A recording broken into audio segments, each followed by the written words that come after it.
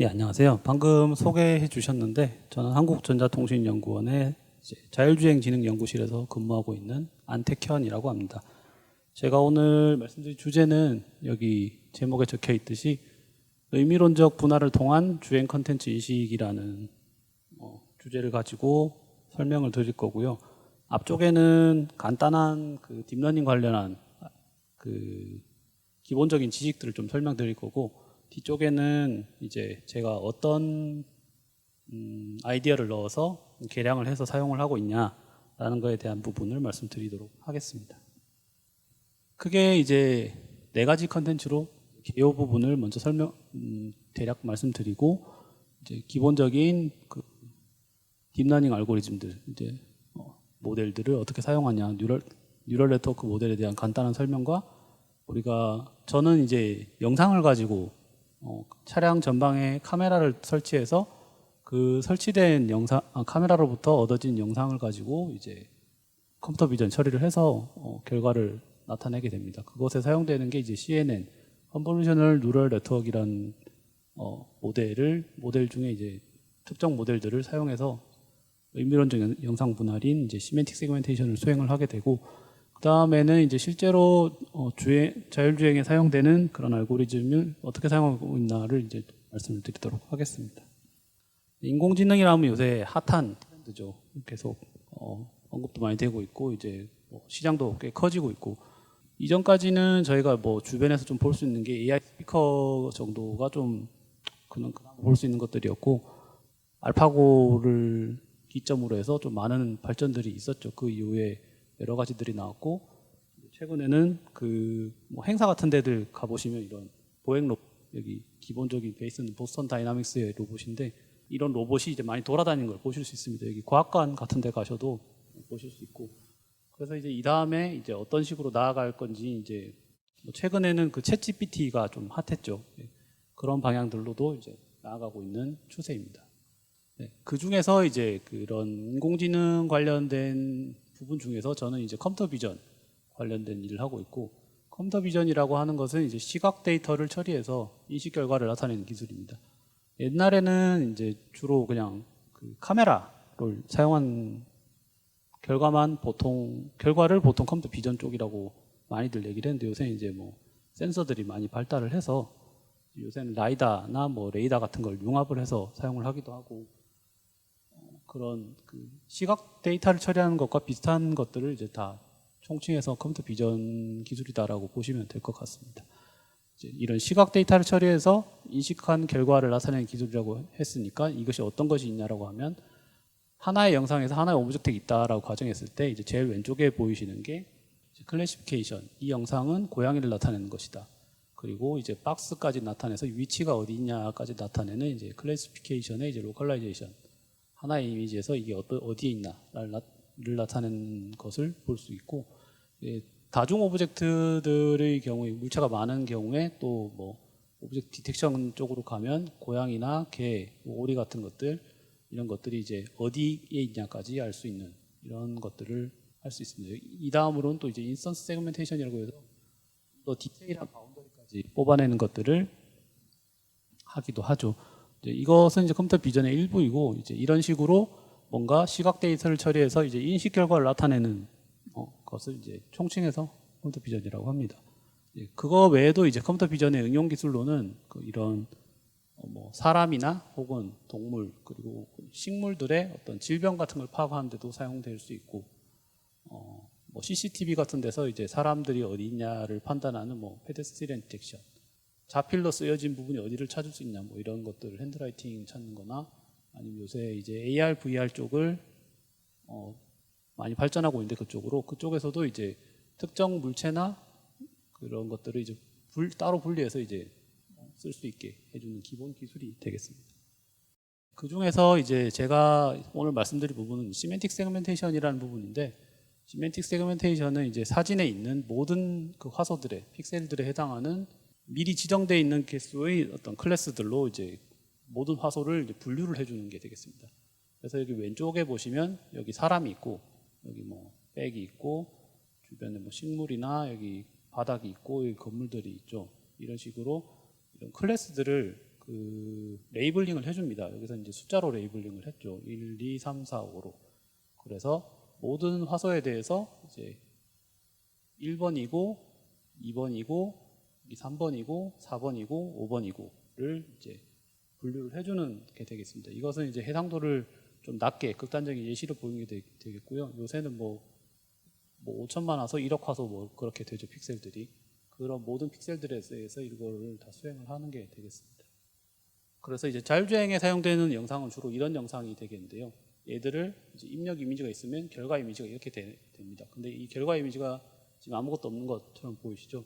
그게 이제 우리가 이미지를 사용할 때 보통 이런 이미지들은 이제 0에서 255의 값을 가지는데 앞서 보여드린 것처럼 클래스 개수가 이제 뭐 1에서 5까지고 저는 뭐 보통 1에서 한 14, 5 이 정도까지 쓰는데 그럼 숫자가 엄청 낮으니까 이게 실제로 이제 디스플레이라면 안 보이거든요. 그래서 이런 것들은 컬러 코딩을 따로 해줘서 이렇게 보여줘야 됩니다. 그래서 이런 이미지가 있으면 이런 결과값을 얻고자 하는 게 이제 오늘 말씀드릴 내용의 목적이 되겠고, 그래서 이걸 가지고 어떤 일을 할 수 있냐를 보여드리면, 여기 이제 바닥 쪽에 보시면 차선 정보랑 그 로드마크, 그리고 뭐 여기는 디스플레이 해놓지는 않았지만 차량이나 사람도 구분을 하고 있고요.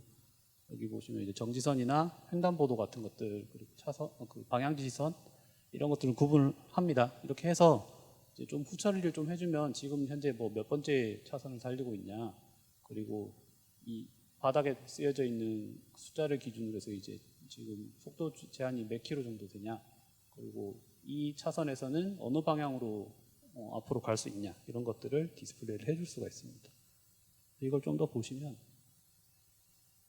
뭐 노란 선이랑 흰 선이랑 파란 선 이렇게 구분하고 그 속도 제한 같은 거 나올 때 저 위에 표시를 해주고 지금 내가 몇 차선인지를 이제 좀 명확하게 구분할 수 있을 때 그런 걸 디스플레이 해주고 있습니다.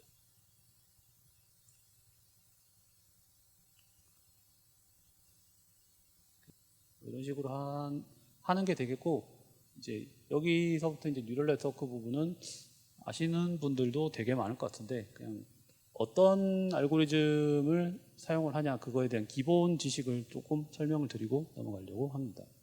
뉴럴 네트워크라고 하면 이제 신경망을 얘기하는 게 되겠죠. 그것이 이제 생물학적 신경망을 좀 더 단순화를 시켜서 원래 이제 여기 해당하는 요소들이 좀 많은데 좀 그거를 입력과 출력 부분만 나타내게 좀 단순화를 시켜서 그거를 좀 더 공학적으로 디자인을 한 게 이제 아티피셜 뉴럴 네트워크, 인공신경망이 되겠습니다. 그래서 여기 보시면 이제 입력이 있으면 그것들에 어떤 가중치를 줘서 이제 더한 다음에 그거를 결과에 내보낸다. 이게 일단은 기본이 되는 것의 다입니다. 그래서 좀 더 구체적으로 얘기를 해보면 어떤 이제 특징들이 이제 입력으로 들어오게 되겠고 저희가 원하는 아웃풋이 있습니다. 그래서 여기 서 있는 제가 뭐 예를 들면 홍길동이냐 아니냐를 판단을 하는데 그거에 대한 이제 단서들이 이제 안경을 꼈냐, 키가 몇 센치냐, 뭐 제가 옷에 상의에 이제 뭐 옷 색깔이 어떤 걸 입었냐, 그걸 이제 뭐 RGB로 표시를 해서 나타낼 수 있겠죠.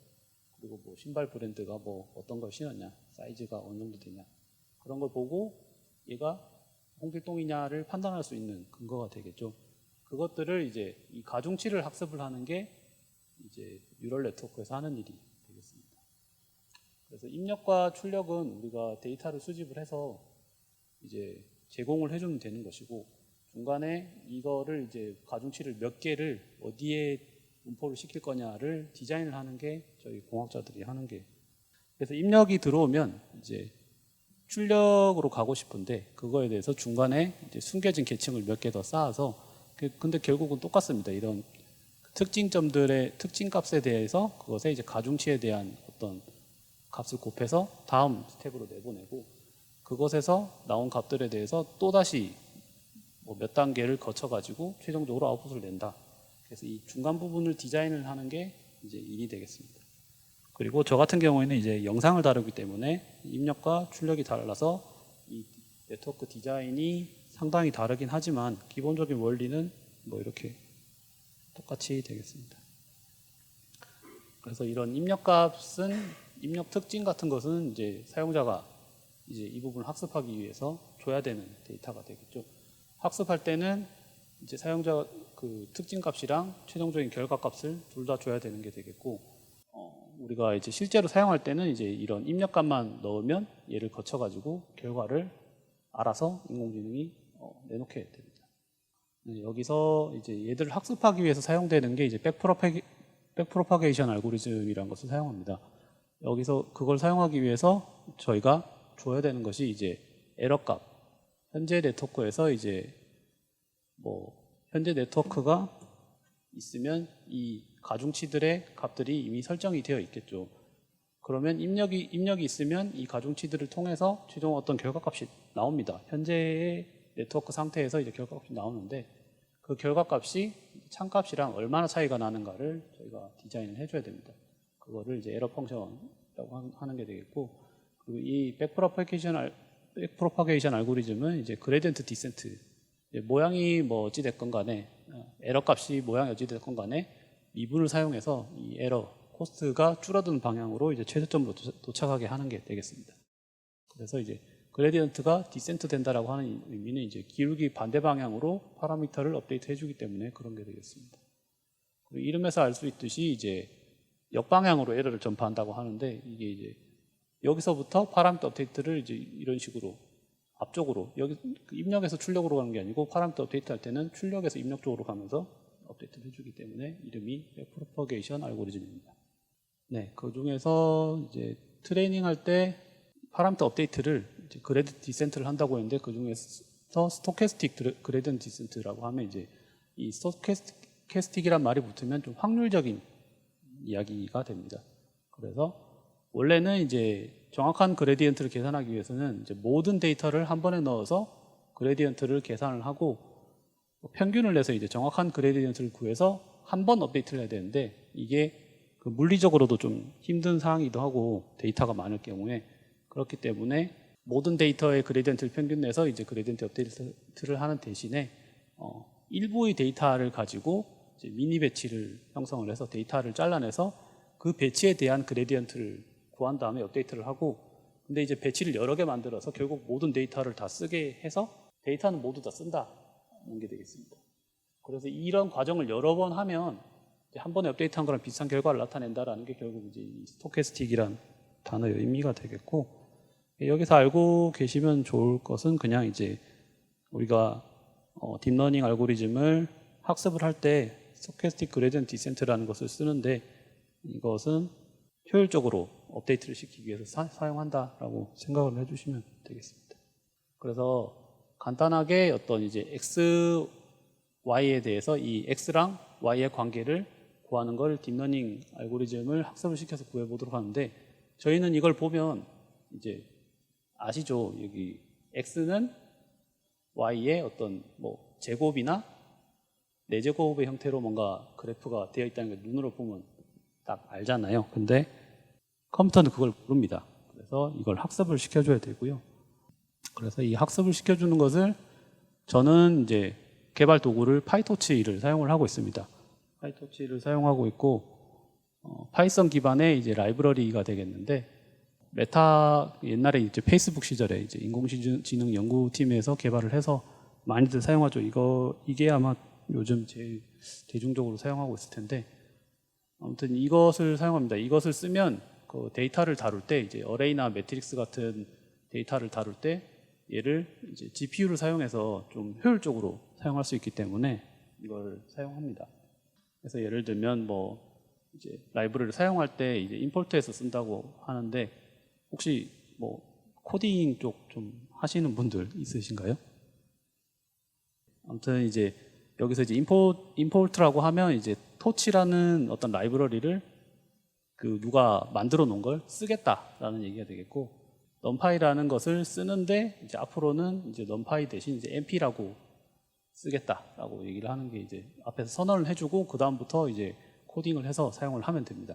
네, 그래서 이제 이런 텐서를 이제 만들어서 쓸 수 있는 게 되겠는데, 텐서는 이런 식으로 어떤 그래픽 카드에 있냐 혹은 CPU에 있냐라는 걸 알 수가 있고, 얘가 이제 인티저 형태냐 아니면 플로트 형태냐 더블 형태냐 이런 것들을 데이터를 지정해서 쓸 수 있게 되어 있고, 그리고 이제 텐서의 쉐입 모양도 이제 3x4 매트릭스 형태로 쓰고 있다라는 걸 이제 이런 식으로 볼 수 있게 되어 있다. 이게 되겠습니다.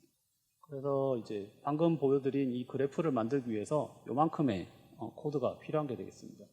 이게 나타내는 거는 -1에서 1까지 이제 100개의 점을 찍을 거다라는 게 되겠고, 그것에 이제 x랑 y 값의 관계를 우리는 y는 x제곱이라고 할 건데 조금의 어떤 노이즈를 넣어서 만들겠다는 게 되겠습니다. 그래서 이제 x랑 y를 만들어 보면 이런 식으로 y는 x제곱인데 위아래로 이렇게 노이즈가 껴있는 걸 보실 수 있으시죠? 근데 그럼에도 불구하고 우리는 이게 대략적으로 y는 x제곱이다라는 걸 알고 있는 거고, 그 노이즈가 낀 상태에서 이제 이게 실제로 어느 형태랑 가장 비슷한, 어느 곡선과 제일 비슷한가를 이제 추정을 하는 게 이제 리그레션 하는 게 되겠습니다. 그래서 앞에 말씀드렸듯이 사용자가 지정을 해줘야 되는 것은 이제 x랑 y 사이의 관계를 나타내는 네트워크 모델, 이제 입력과 출력이 있으면 그 사이에 그 가중치를 몇 개나 줄 거냐, 몇 개는 사용해서 이제 층을 쌓을 거냐라는 걸 지정을 해주는 게 되겠고, 여기서 예제는 이제 중간에 이제 20개의 노드를 사용을 해서 이제 x에서 그 다음번에 이제 20개로 뭔가 값을 전파를 시킵니다. 그 다음에 이 20개의 어떤 리니어 웨이티드 썸으로 이제 최종적인 결과를 나타내는 어떤 모델을 이제 디자인을 해본 게 되겠습니다. 그리고 사용자가 공급해줘야 되는 것은 x랑 y의 데이터 값이고, 그 값은 여기서 만들어줬죠. 노이즈가 낀 x랑 y의 어떤 관계식을 볼 수 있는 데이터를 만들어줬습니다. 그래서 얘를 이제 학습을 시켜보게 될 건데, 보시면 이제 x는 차원이 1차원 데이터죠. 1차원 x는 이제 그냥 실수, 1디멘전의 실수기 때문에 디멘전이 1인 거에서 여기서 이제 20개인 것으로 보내겠다고 말씀드렸죠. 그래서 1에서 20개로 가는 어떤 관계를 나타내는 웨이트들을 설정해 주겠다라는 게 이제 이 리니어에서 이제 1, 20 하면 이제 입력과 출력에 이제 노드가 몇 개씩 있냐를 나타내는 게 되겠습니다. 그래서 1개에서 20개로 보냈다가 20개에서 1개를 보내서 x랑 y의 관계를 찾을 수 있는 어떤 이 웨이트들을 찾아보겠다는 게 되겠고, 그거를 이제 차례대로 실행시키겠다라는 의미의 이제 시퀀셜이 되겠고, 그래서 1개에서 20개로 갔다가 20개에서 1개로 가는 게 되겠습니다. 그걸 나타내는 모델이 이 모델을 디자인을 한 게 되겠고, 말씀드렸듯이 이제 학습을 시킬 때 스토캐스틱 그레디언트 디센트라는 거를 쓰기 위해서는 이제 이 옵티마이저를 설정을 해줘야 됩니다. 그 SGD 말고도 뭐 아담이나 뭐 여러 가지 것들인데 그건 또 뒤에 잠깐 말씀을 드리겠지만, 아무튼 여기서는 이제 SGD를 사용해서 파라미터 업데이트를 하겠다는 의미의 문구가 되겠고, 그리고 아까 말씀드린 이제 코스트, 그 에러 펑션, 여기서 로스라고 표현을 했는데요. 로스를 이제 MSE를 쓰겠다는 게 되겠습니다. 이것은 이 에러 값을 최소화시키겠다는데, 이 에러가 의미한 게 뭐냐면 민 스퀘어 에러입니다. 차이의 제곱의 평균인 거죠. 그래서 참값이 있으면 현재 파라미터로 이제 입력을 넣었을 때 출력 결과가 나오는 어떤 값이 있을 텐데, 그 값과 참값의 차이의 제곱을 다 더해서 그 평균 낸 것을 이제 최소화시키겠다라고 생각을 하시면 되겠습니다. 그래서 이제 x에 어떤 값을 집어넣으면 이 모델을 통과하면 이제 y 햇이라는 값이 나올 텐데, 추정 결과가 나올 텐데, 이 추정 결과가 실제 값과 제일 가까웠으면 좋겠으니까 이제 얘들을 뺐을 때 이제 작았으면 좋겠다는 의미가 됐습니다. 네, 여기서는 뭐 좀 길게 적었지만 이제 이거는 그 파라미터를 200번 업데이트를 해주겠다로 알아보시면 될 것 같고, 앞에 보여드린 이 넷은 여기서 네트워크를 설정을 했죠. 여기서 그 넷이 네트워크 설정을 한 게 이제 여기에 적용이 되는 게 되겠습니다. 그래서 어떤 입력 x를 네트워크에 넣으면 프리딕션 y 햇이 나오는 게 되겠고, 이 나온 프리딕션 값과 참값 y의 차이를 이제 로스 펑션 여기서 설정을 해줬죠. 걔를 적용을 해보겠다는 게 되겠습니다. 그래서 이것들은 이제 초기화시키는 거라고 생각을 해주시면 되겠고, 그래서 한 번 업데이트를 해주는 것을 이제 이 백워드 방향으로 이제 한 스텝 업데이트를 해준다. 이것만 실행을 하면 이제 파라미터를 한 번 업데이트를 해주는 게 되겠습니다. 앞쪽에 내가 설정해둔 이 값을 통해서 이제 이 모델에 해당하는 입력과 아웃풋을 같이 넣어줬을 때 이렇게만 넣어주면 이제 한 번 업데이트를 하는 게 되겠습니다. 그리고 이 뒷부분에 나오는 것은 디스플레이를 해주기 위한 이런 식으로 이제 디스플레이를 해주기 위해서 써놓은 부분이 되겠고요. 그래서 코드 자체는 이제 우리가 모델 부분만 좀 뭐 복잡하게 나중에 디자인을 할 수 있겠지만 이제 학습하는 코드 자체는 되게 간단하게 이런 식으로 나타낼 수가 있습니다. 그래서 보시면 이제 그 200번 업데이트를 했는데 이런 데이터들이 있는데 얘들을 가장 잘 나타내는 선이 이제 처음에 업데이트를 한 번도 안 했을 때는 이런 선이 있는데 업데이트를 이제 200번 했을 때는 이제 이렇게 됩니다. 뭔가 약간 그럴듯한데 많이 모자라죠. 이게 왜냐면은 저희가 이제 리니어 형태로 표시를 했기 때문에 ax 플러스 이제 y는 ax 플러스 b라는 것을 기반으로 했기 때문에 사실은 제곱 형태를 표현을 할 수가 없습니다. 근데 이제 뉴럴 네트워크는 다 이제 리니어 함수를 사용하고 있는데 그것에서 이제 비선형적인 넌리니어한 벡터를 어떻게 이끌어내냐라는 것이 이 뒤에 앞쪽 부분은 아까 말씀드린 부분에 다 똑같습니다. 이 보시면 이제 ax 플러스 b의 형태가 되겠죠. 이 뒤에 이제 액티베이션 펑션이라는 것을 넣어주면 그 비선형적인 부분을 찾아내서 여기서는 이제 선으로밖에 이렇게 표현이 안 되는데 얘를 좀 더 뭔가 곡선 형태로도 찾아낼 수 있다. 그런 게 되겠고 이 액티베이션 펑션은 이제 시그모이드나 이제 렐루 혹은 렐루라는 것에 이제 변화된 버전들을 많이 쓰고 있습니다. 뭐 리키 렐루라든가 뭐 저 같은 경우에는 보통 렐루를 많이 쓰는 편이고 렐루는 이제 렉티파이드 리니어 유닛이라고 그래서 이제 0까지는 뭐가 들어오든 그냥 0인 거고 양수가 들어왔을 때는 똑같은 값을 반환을 하는 게 되겠습니다. 그러니까 이런 심플한 액티베이션 펑션만 넣어줘도 그 비선형성을 찾아낼 수 있다는 게 이제 계속 연구돼서 온 내용들의 결과죠. 그래서 여기서 추가된 부분이 이제 앞서 보여드린 코드랑 똑같은데 사이에 이 중간에 이제 액티베이션 펑션을 추가해 준 게 되겠습니다. 중간에다가 얘를 한번 이제 ax 플러스 b를 거친 다음에 이거를 이제 렐루를 쓰던 시그모이드를 쓰던 이렇게 액티베이션 펑션을 추가해주고 이제 얘들을 차례대로 수행을 하게 되겠습니다. 보통 이제 원래 생각대로라면 여기도 수행하고 나서 이제 액티베이션 펑션을 넣어야 될 것 같은데 보통 최종 단에는 넣지 않고요. 그렇기 때문에 히든 액티베이션 아웃풋 순서로 이렇게 이 가운데 부분에만 액티베이션 펑션만 추가해주면 나머지는 똑같습니다. 그리고 그 옵티마이저 같은 경우에는 이제 스토캐스틱 그레디언트 디센트를 많이 쓰고 근데 이제 아담 옵티마이저라는 이 SGD의 이제 좀 발전된 버전들이 좀 많이 있거든요. 그 중에 하나가 되겠는데 뭐 아담을 써도 되고 이 샵 표시를 해놓은 거는 이제 주석 처리가 된 거라서 이제 그냥 예제로 보여드리기 위해서 적어놓은 거지 실제로 적용되지 않는 부분들입니다. 그래서 앞부분이랑 똑같은데 액티베이션 펑션이 추가됐고 옵티마이저를 좀 바꿔봤는데 아마 이거는 영향이 거의 없을 겁니다. 그래서 이제 앞쪽에는 똑같은데 액티베이션 펑션만 추가된 게 되겠고 보시면 이제 학습한 코드를 똑같이 실행을 했죠.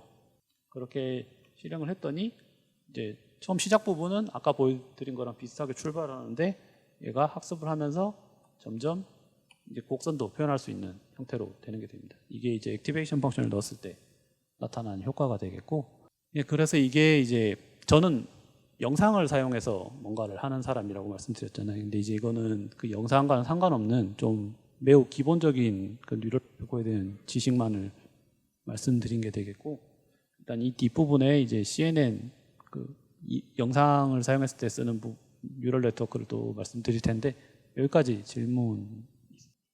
CNN이라고 하면 이제 컨볼루셔널 뉴럴 네트워크이라는 게 되겠는데 시멘틱 세그멘테이션 그 임의론적 영상 분할이라는 것은 저는 이제 카메라를 이용한 혹은 라이다를 통해 얻은 어떤 2D 영상에 대해서 사용을 하는 거기 때문에 CNN을 사용을 하게 되겠습니다.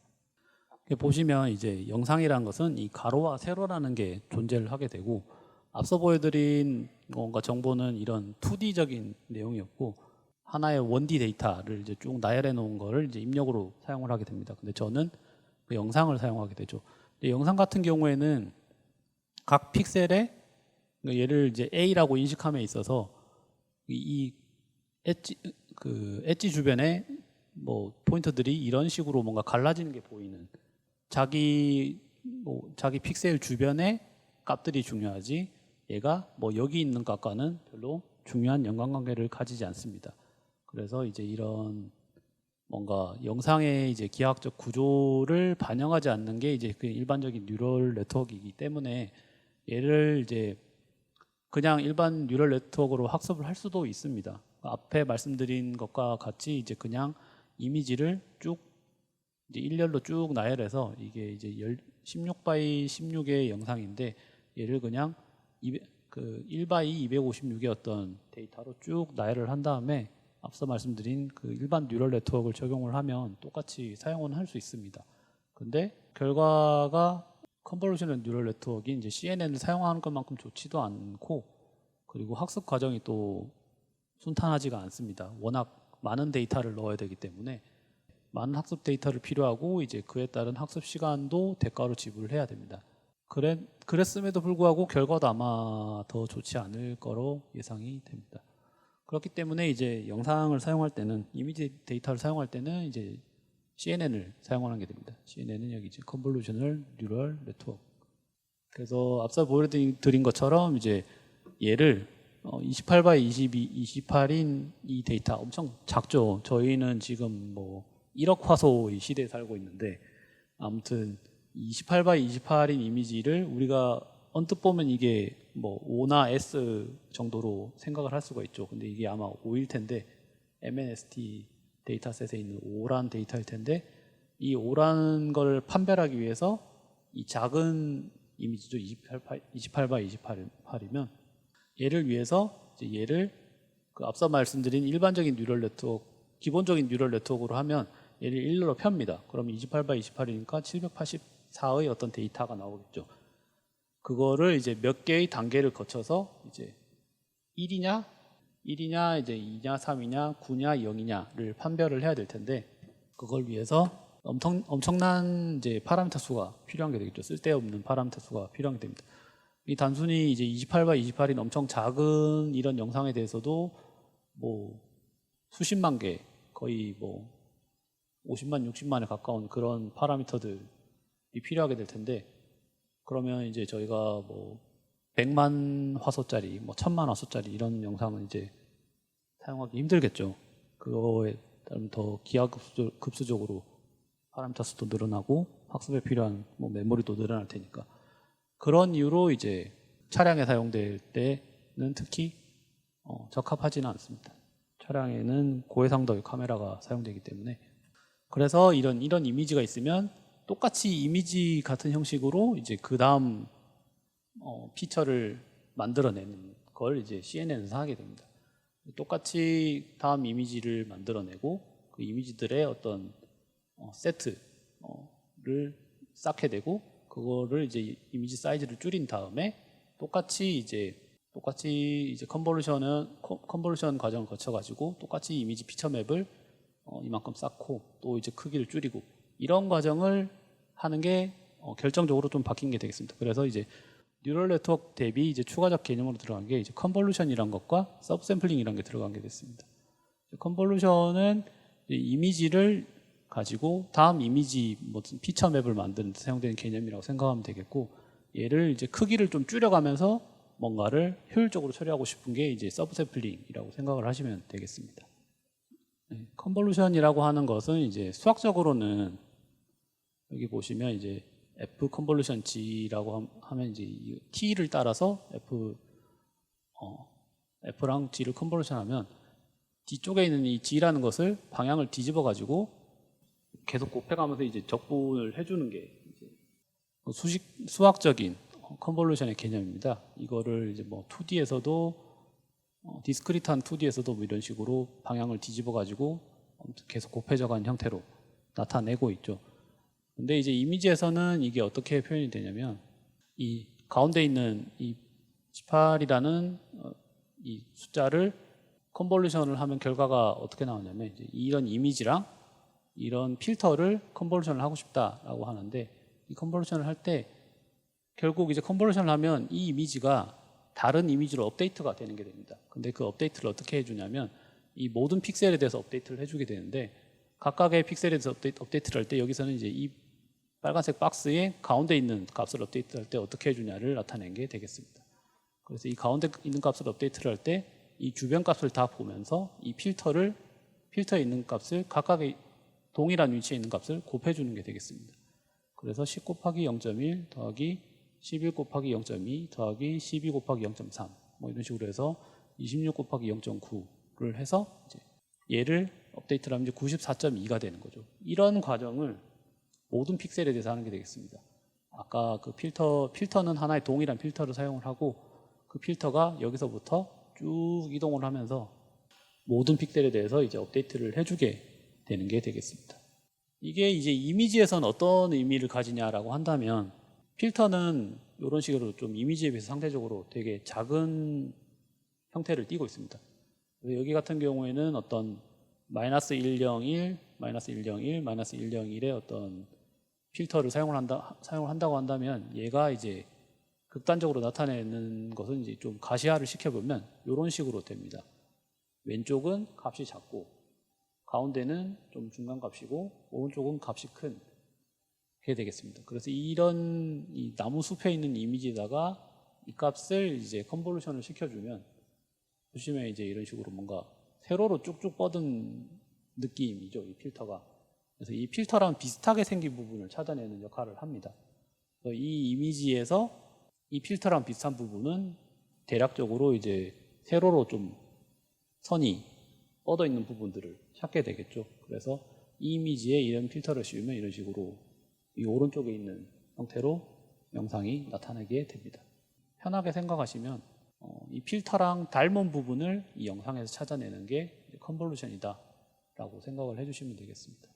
그리고 서브 샘플링 같은 경우에는 이제 스페셜 풀링이라고도 부르는데, 혹은 이제 뭐 다운 샘플링이라도 부르죠. 결국은 이제 피처의 크기를 줄이기 위해서 뭔가를 하는 게 되겠고, 몇 칸 간격으로 줄일래라고 하는 게 이제 스트라이드가 되겠고, 이제 어떤 방식으로 줄일래라고 하는 게 이제 맥스나 에버리지나 서메이션 등등의 형태를 취할 수 있습니다. 여기서는 이제 맥스 풀링을 하는 게 되겠고, 이제 두 칸을 건너뛰어 가면서 맥스 풀링을 한다라고 하면, 이런 이미지가 있었는데 이게 두 칸 간격으로 건너뛰는 맥스 풀링을 하게 되면 이제 이게 둘둘 크기 내에서 가장 큰 값은 6이니까 이제 대표 값은 6이 되는 게 되겠고, 그 다음에 2, 4, 7, 8 중에 이제 8을 찾는 게 되겠고, 3, 4가 되겠습니다. 그래서 맥스 풀링을 하면 이렇게 되고, 뭐 에버리지 풀링을 하면 또 다른 값이 나오겠죠. 여기서는 13이니까 뭐 3.25인가요? 네, 뭐 그런 식으로 나타내게 되겠습니다. 이거 같은 경우에도 사용자의 의도에 따라서 조금씩 튜닝을 해가면서 쓸 수 있고, 근데 대부분은 많은 경우에는 그냥 맥스 값도 맥스나 에버리지를 많이 쓰죠. 네. 그래서 이제 CNN을 사용하면 장점이 뭐냐는 게 되겠습니다. 그래서 컨볼루션을 사용함으로 인해서 이제 특정 픽셀의 주변에 있는 값만 보게 되고, 컨볼루션의 필터 크기만큼만 보게 되는 거죠. 아까 보여드렸듯이 이게 필터의 크기만큼만 주변 값을 반영을 하게 되는 거니까, 원래 모든 픽셀에 대한 값을 다 더해줘야 되는데 거기서 이제 가지치기를 좀 해줄 수 있게 되는 게 되겠습니다. 그래서 이제 커넥션을 좀 끊어주는 역할을 해주는 게 컨볼루션이고, 거기다가 하나의 필터가 이제 이동해가면서 쭉 똑같이 재탕을 좀 해먹죠. 그렇기 때문에 이제 웨이트 쉐어링을 통해서 이제 이 하나의 컨볼루션을 위해 사용되는 파라미터는 이제 4개밖에 없는 게 되겠습니다. 왜냐하면은 이동해가면서 똑같은 파라미터들을 사용하기 때문에, 원래는 이제 36개의 연결 고리가 필요했다면 여기서는 이제 4개만 사용하면 되기 때문에 훨씬 더 효율적으로 사용할 수 있게 되었다라고 생각을 해주시면 되겠습니다. 그리고 이게 이미지라는 것을 사용하기에 매우 적합한 구조이다. 그렇기 때문에 이제 CNN을 쓰는 게 되겠고, 그리고 이제 이미지 CNN이 크게 또 발전하게 된 계기가 요새 이제 엔비디아 주가가 지금 좀 떨어지긴 했을라나? 아무튼 좀 심상치 않았죠. 그 이유 중에 하나가 뭐 코인도 있었겠지만 어쨌든 여러 가지 서버들의 병렬 처리에 사용되는 이제 GPU가 독점적으로 사용을 했기 때문에 그만큼 엔비디아의 영향력이 커졌고 GPU가 그만큼 활용성이 크고 그 GPU의 활용성을 극대화시키는 어플리케이션 중에 하나가 이제 CNN이 되겠습니다. 그렇기 때문에 이제 많은 발전이 있었게 된 거고요. 그래서 이제 CPU 같은 경우는 이제 명령어가 입력된 순서대로 처리되는 어떤 직렬 처리 방식에 특화된 구조고, GPU 같은 경우에 이제 병렬 처리 방식입니다. 그래서 이제 아까와 같은 CNN은 똑같은 연산을 픽셀을 옮겨가면서 똑같은 연산을 수행하는 그런 병렬적인 구조죠. 그렇기 때문에 이게 유리한 게 되겠습니다. GPU의 이제 사용성이 되게 중요하게 되었고, 지금은 뭐 이런 컴퓨터 비전 분야에서는 안 사용하는 영역이 거의 없을 정도로 중요하죠.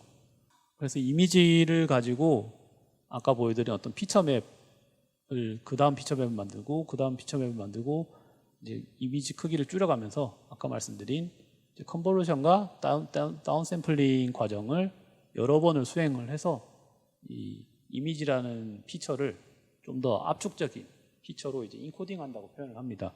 그래서 이 다운 샘플링 레이어와 이런 컨볼루션 레이어들을 합해서 보통은 이제 인코딩을 한다고 표현을 하고, 이 인코딩된 정보를 이제 어플리케이션에 따라서 그 뭐 오브젝트 디텍션 같은 경우에는 인코딩된 정보를 또 다르게 사용을 하는 게 되겠고, 저 같은 경우에 이제 시멘틱 세그멘테이션 같은 경우에는 이미지랑 똑같은 크기의 어떤 이미지 맵이 나와야 되기 때문에 그 크기를 다시 키워가면서 복원하는 디코딩 과정이 들어가게 됩니다. 그래서 보통 이제 인코딩, 디코딩 과정을 거친다라고 표현을 하고, 여기서도 이제 인코더, 디코더 스트럭처라고 제가 표현을 해놨네요. 네. 그렇게 사용되는 게 되겠고, 거기에 사용되는 뭐 테크닉들은 뭐 디컨볼루션 레이어라는 걸 개발해가지고 단순한 업샘플링 말고 네트워크를 오히려 아예 더 써가지고 좀 더 잘 구해보겠다 하는 방식이 있고, 그리고 기존에 사용된 인코딩 때 사용됐던 피처를 재활용해보겠다라는 어떤 스킵 커넥션 테크닉 같은 것들, 그리고 풀링 같은 것도 이제 여러 단계에서 사용되는 것들을 잘 써보겠다라고 하는 피라미드 풀링, 이런 방식들이 사용되고, 다운 샘플링 할 때도 이제 아트로스 컨볼루션 같은 이런 좀 더 효율적인 방식들이 많이 제한이 됐습니다. CNN이 이제 여기까지 대략적인 CNN에 대한 설명을 좀 드렸고요. 여기서는 그 자율주행에 사용되는 시멘틱 세그멘테이션에 대해서 좀 말씀을 드릴 테고, 아까 말씀드렸듯이 이제 시멘틱 세그멘테이션은 영상 내 모든 픽셀에 대해서 속성 혹은 클래스를 부여하는 작업이다라고 말씀드렸습니다.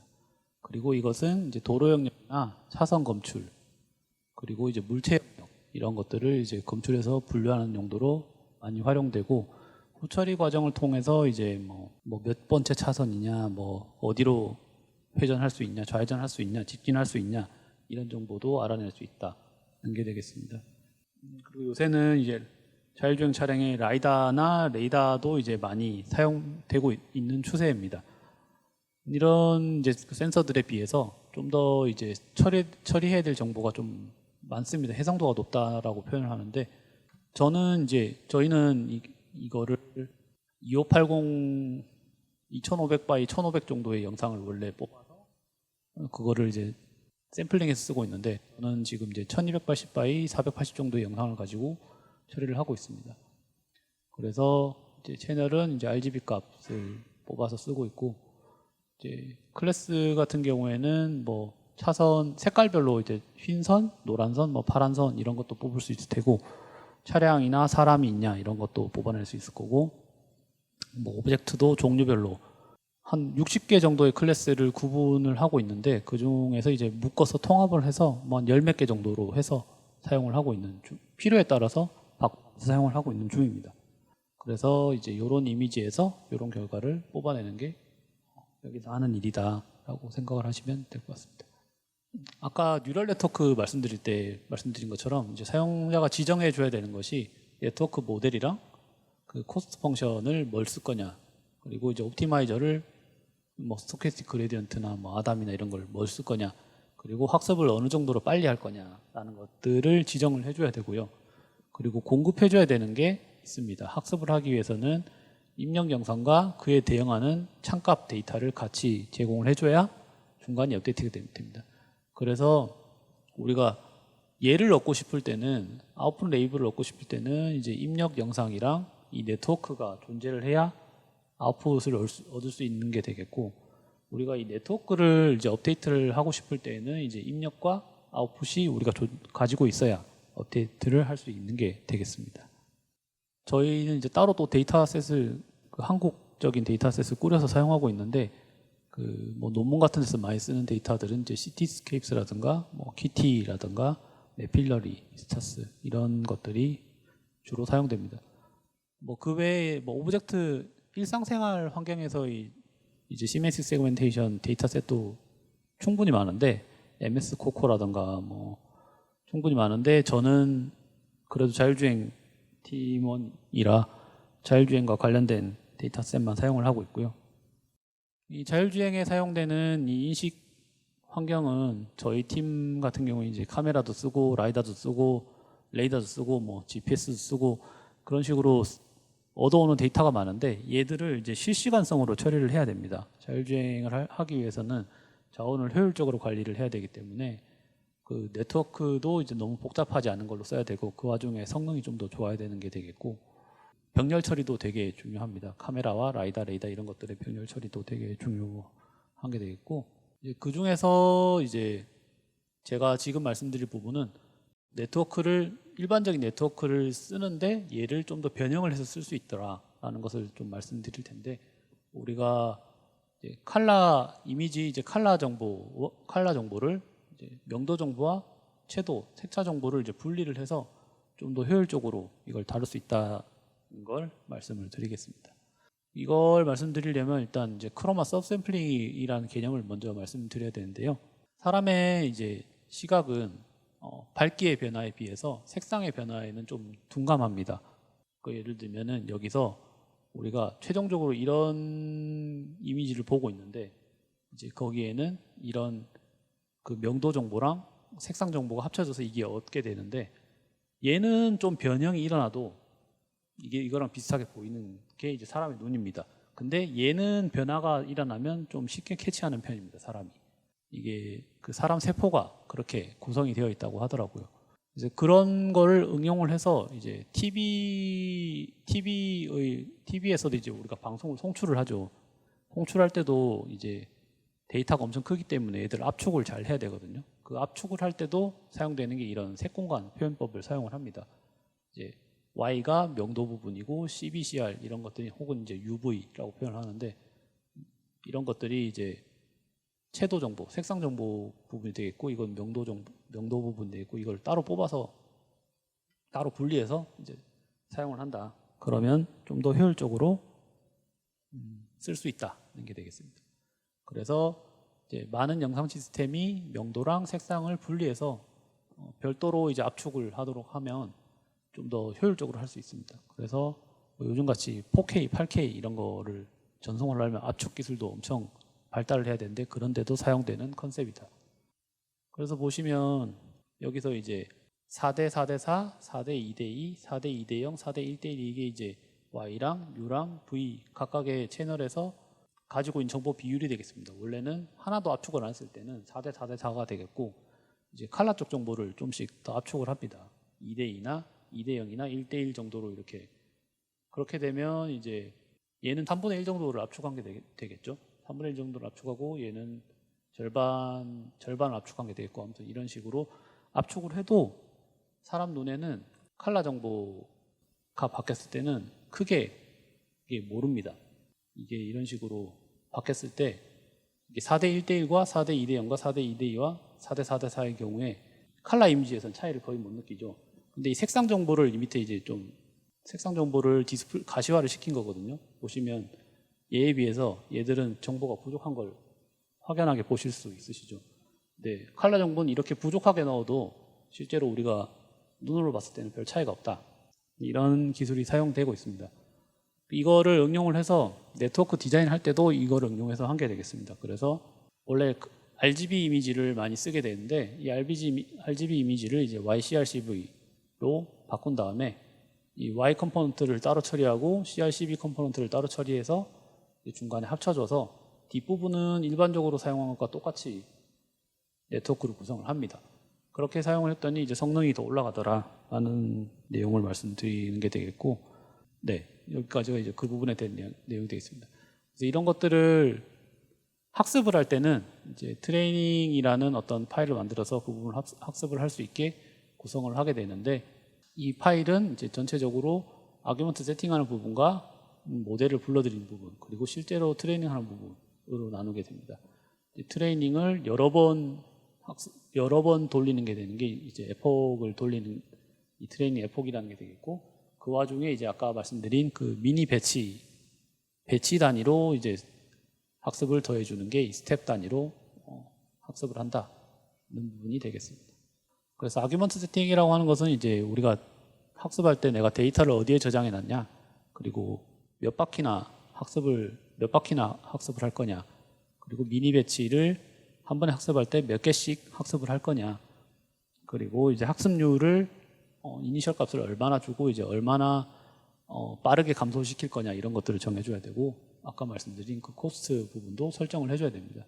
그런 부분을 설정을 해주는 게 실제 학습할 때 우리가 넣어줘야 될 부분이고, 모델은 이제 목적에 맞게 모델링을 해서 모델을 넣어주면 되죠.